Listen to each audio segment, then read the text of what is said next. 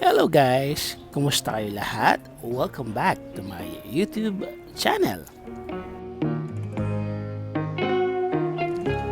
Alam kong excited na kayong malaman kung ano ang menu natin for today. Isishare ko lang naman sa inyo ang tamang pagluto ng masarap na sinigang sa kamatis.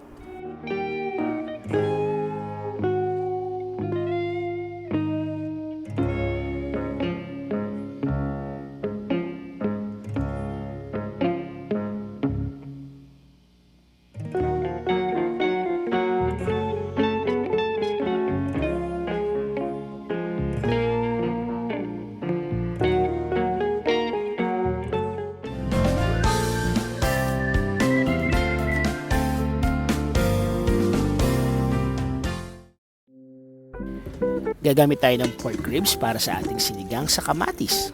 Hugasan muna natin ito bago natin ito lutuin. Ang mga sangkap na ating gagamitin: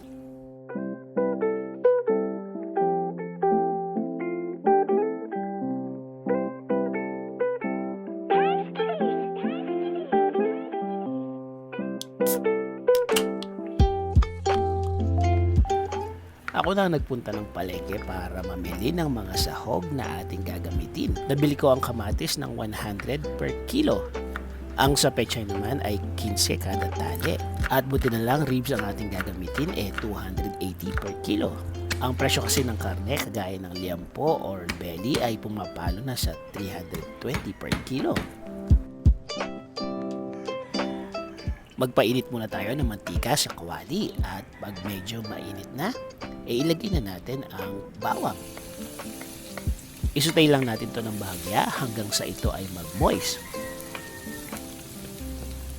Ngayon, isunod na natin ang sibuyas.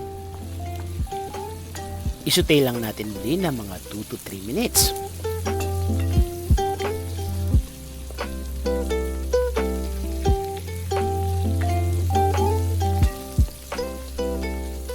Ayan, at kapag nag-moist na, pwede na tayo maglagay ng about 1 teaspoon of black pepper. Isutay lang natin ito ng slight at pwede na tayo maglagay ng 3 tablespoon of fish sauce.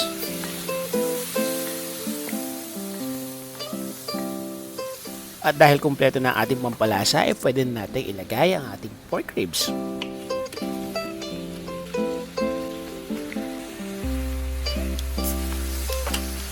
Ayusin lang muna natin ang meat para lumapat sa kawali.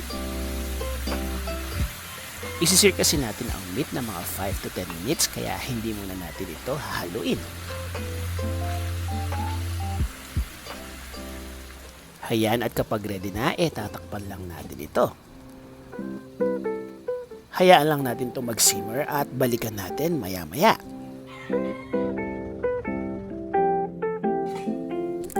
After 15 minutes, heto na ang ating niluluto.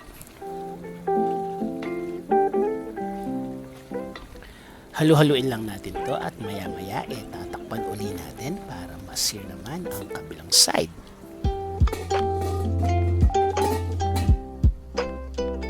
At habang naghihintay tayo, pwede nating simayin ang pechay.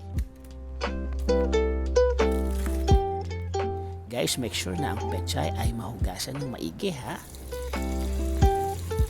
After about 15 minutes, ito na ang ating karne. Kung mapapansin nyo guys, sunog-sunog na ang sa ilalim nito. At yan ang ating sikreto. Yan kasi ang magbibigay ng masarap na lasa ng ating niluluto. At dahil medyo pasunog na ang ating kawali, kailangan natin magdagdag ng at least 1 cup of water.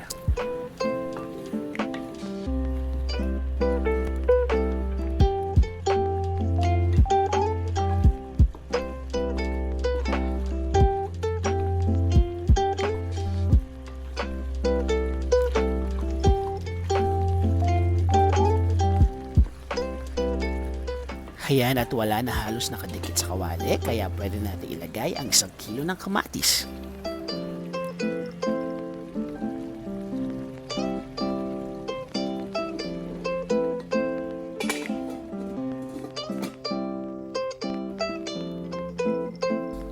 After about 15 minutes, heto na uli ang ating niluluto. Halu-haluin lang natin hanggang sa ma-distribute evenly ang kamatis sa ating karne.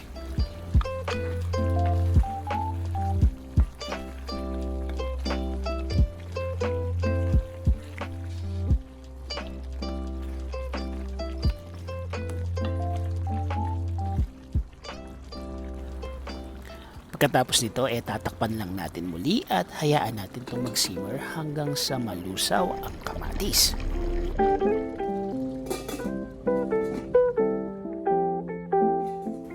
After another 15 minutes, heto na uli ang ating niluluto.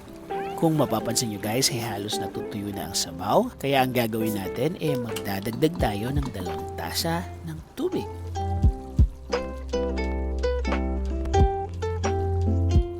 Kung mapapansin nyo, medyo malambot na ang karne. So, ang gagawin natin ngayon ay titikman natin at titignan natin kung kailangan dagdagan ng pampaalat.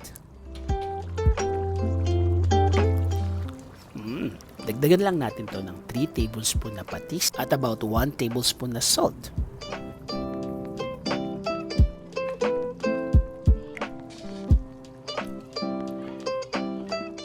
Sa punto ito ay ilalagay na natin ang siling pang sinigang. Papakuluan lang natin ito muli ng mga 15 minutes o hanggang sa tuloy ng lumambot ang karne.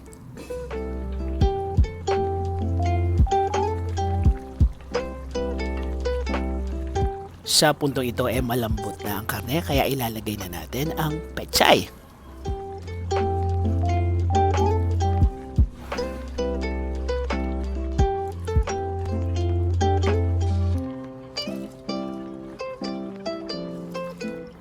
Ilalagay lang natin sa taas ang pechay at hindi muna ito hahaluin sa karne.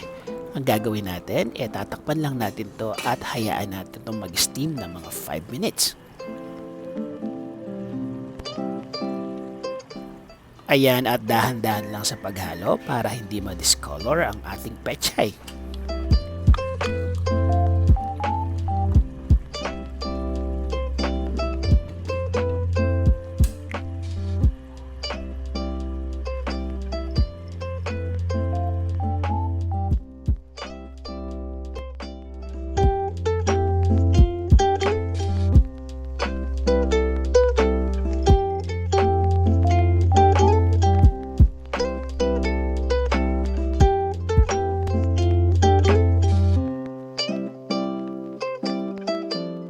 Presenting ang napakasarap na sinigang sa kamatis.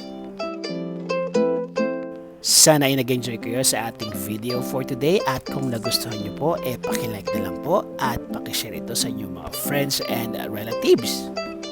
Si Jeff Simon po ito ang inyong boy kusina at muli maraming salamat po sa panonood.